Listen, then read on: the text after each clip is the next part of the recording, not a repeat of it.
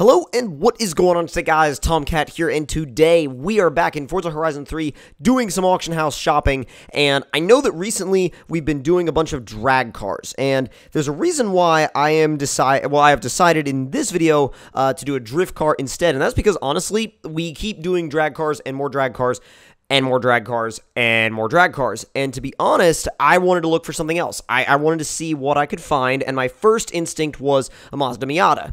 Now, the Mazda Miata, I'll go ahead and tell you right now, is not what we ended up going with at the end of the day. The Miata was not, there weren't really any cars that applied to what I was looking for. Like, I was looking for drift cars, and I wasn't necessarily looking for crazy drift cars either. Like, they didn't have to be super built. I was just looking for something that would have been, mildly set up, and probably maybe, A class or B class was like the minimum.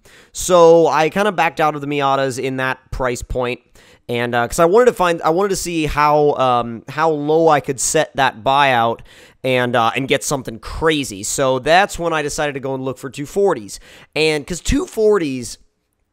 Usually, it's kind of weird because sometimes there's a ton of them and sometimes there's none, and usually when you try to find them for sale in the auction house on Forza anyway, at least the really low-priced ones are usually stock. And then I came across this guy. Not that one.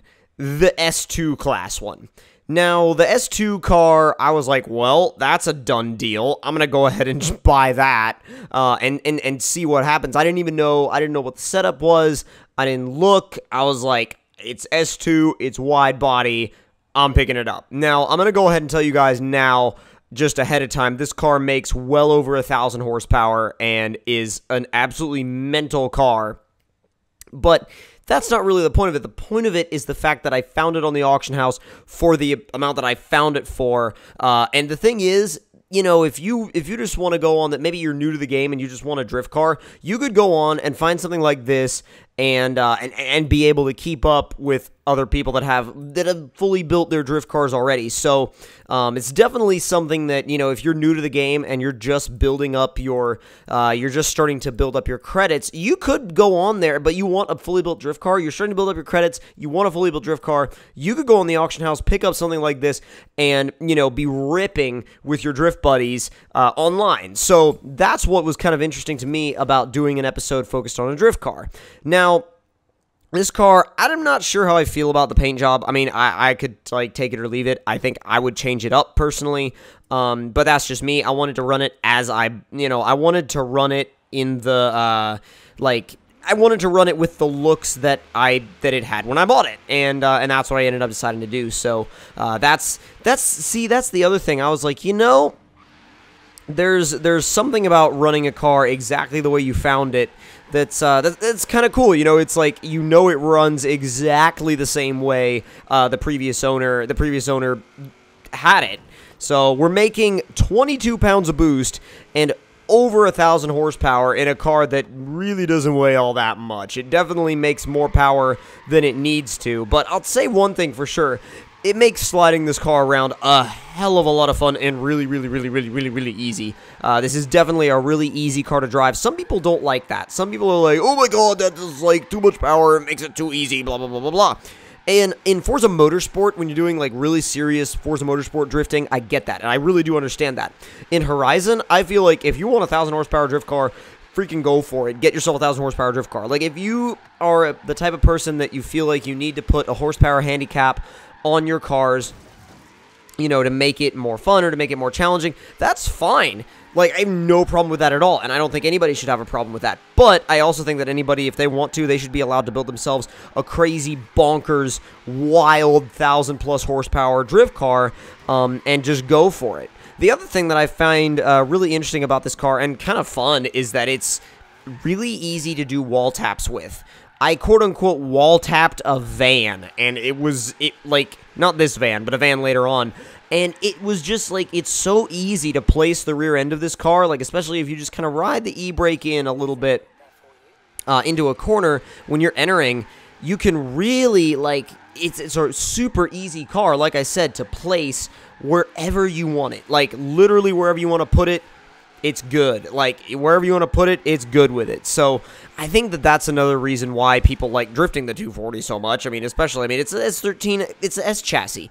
Who's not going to want to drift an S chassis? I mean, except for people that hate S chassis, which there are those out there. And I don't hate the S chassis.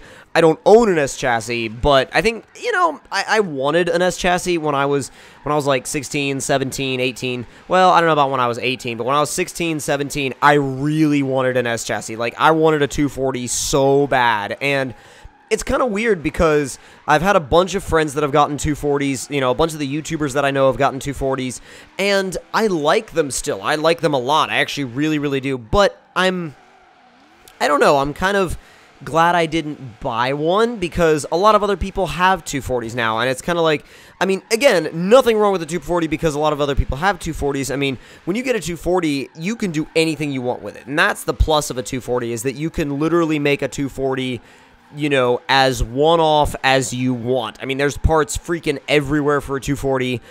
If you're, you know, if you want to put a V8 in it, go right ahead. If you want to put a 2J in it, go right ahead. If you want to put, hell, if you want to put a rotary in it, go right ahead. Or if you want to leave the KA or the SR, or, well, you can't really leave this. You could swap the SR. But, again, you can do pretty much whatever you want. A 240 is a blank canvas, and I love 240s for that reason. Now, that's not to say I haven't driven a couple of 240s. I've driven like a stock KA 240, and I've driven a single turbo LS swapped 850 wheel horsepower 240. So I've driven both ends of like the extremes when it comes to 240s, and there's something really cool about the chassis. I'm not gonna lie, I really do enjoy driving the cars, and there's something fun about that S chassis, and I can really, really understand, and I can really dig why people love these cars. I really, really can. I can dig it, and I don't know. There's just one of those things. It's like the reason why people love these is kind of one of the same reasons why like these have a dedicated following. Miatas have a dedicated following. That was so freaking close. I about flipped. But anyway, these have a cult following just the same way Miatas have a cult following. And the reason why they have that cult following is because, number one, they're like, well, I wouldn't say they're all over the place. Miatas are all over the place. 240s are all over the place-ish. Like, if you want, you know, if you want a crappy one with no engine or something like that, yeah, sure, they're all over the place. Clean ones or like semi-clean ones, a little bit harder to find, and like a really, really, really clean 240, that is a bit of a unicorn, really hard to find. I've seen a couple of them, and they're really, really cool when you find them, but they're definitely, like I said, definitely a bit tricky to get your hands on if that's what you want.